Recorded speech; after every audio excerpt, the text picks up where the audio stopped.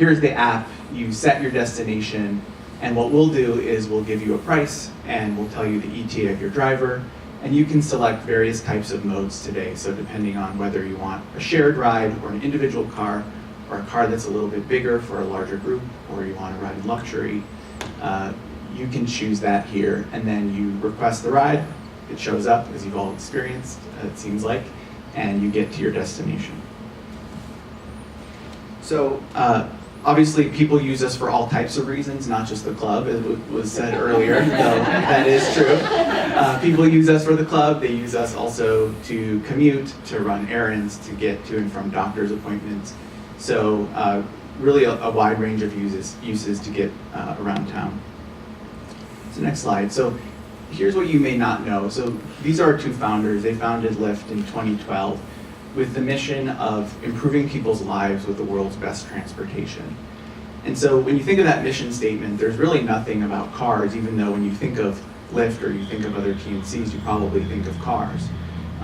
Ultimately, our goal is actually to connect communities with safe, reliable, affordable, and great transportation, no matter what the mode is. So whether that's a car, whether that's transit, whether it's a bike, and what we're seeing today is even now scooters. So in the future, when you open your app, instead of just requesting a car, you may very well soon be able to see a lot of different mode options, and options is sort of the key part of this, based on what your preference is for that moment, or your preference is in terms of affordability. Maybe you just want the fastest ride, maybe you want the cheapest ride, or maybe you just want the mode that's going to require the least amount of walking. Next slide, please. And so we're actually starting to see this today on the Lyft app. As of last week, we launched our first Lyft scooter program in Denver. And in the coming weeks, we're going to be launching here in Southern California in Santa Monica. So what you see here is what it might look like in the future, where you want to go somewhere, you enter your destination, and the Lyft app actually says, first, you want to walk to this scooter. It may sound crazy. Get on this scooter, ride to, in this case, the example is Caltrain, and then continue your ride and get on a train to get to the end of your destination. So in this particular case that we see here, rail is the answer, or at least part of the answer. But in other cases, we may recommend a different type of mode based on where you are, where you need to go, and what your particular preferences are. So just beyond the app itself, one of the key things that I want to communicate is that we truly believe civic partnerships are key to being successful here. Next slide, please. So we currently have more than 25 active transit partnerships all over the country. And I think there's a little bit of a misconception here about the relationship between ride sharing and transit. And Hannah's research, I think, pointed out, there may be a relationship where TNCs are driving down transit, but in many cases they have a lot more in common. And so research has actually shown that people who use ride sharing, they drive less, they use transit more, and they're less likely to own a car. And ultimately, that's part of our mission, is to reduce the need for car ownership, which I think is probably a little bit of a theme for today. So as a result, a lot of transit agencies see us as a potential partner to be able not only to lower their costs, but also to serve their passengers in a way that's more convenient for them. So as a quick example, has anyone heard of a Go Monrovia program? Okay, a couple people.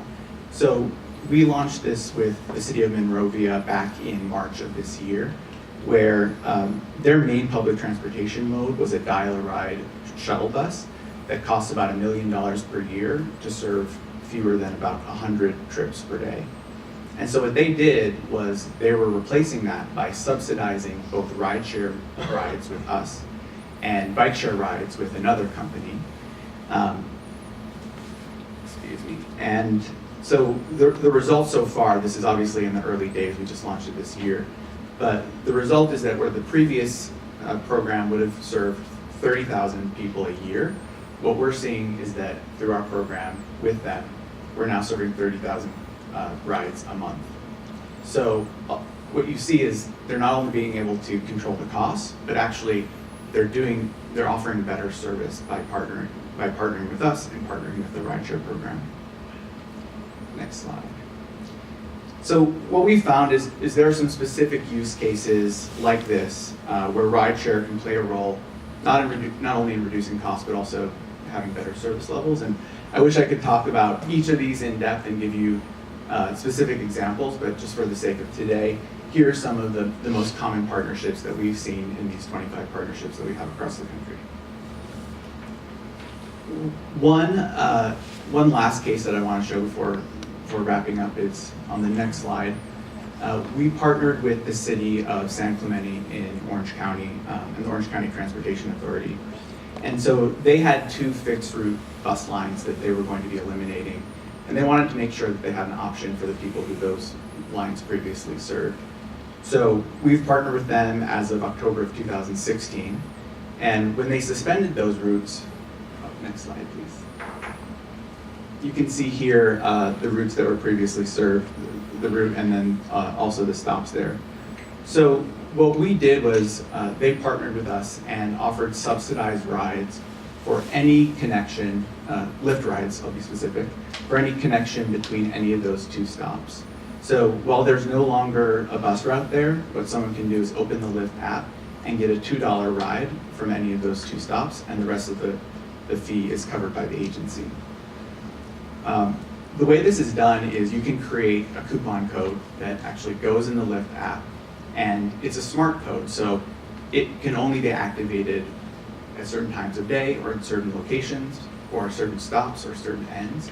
So you can really shape it to the needs of that particular program or that particular geography.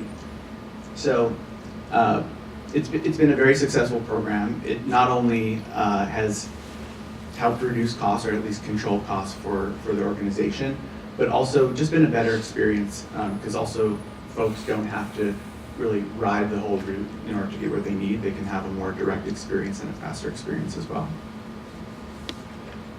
Final slide. So I guess at the end I'd like to sort of address this question of, is transit and rail the answer? As you can probably tell, and from the comments previously from the other speakers, the answer isn't yes, and the answer isn't no.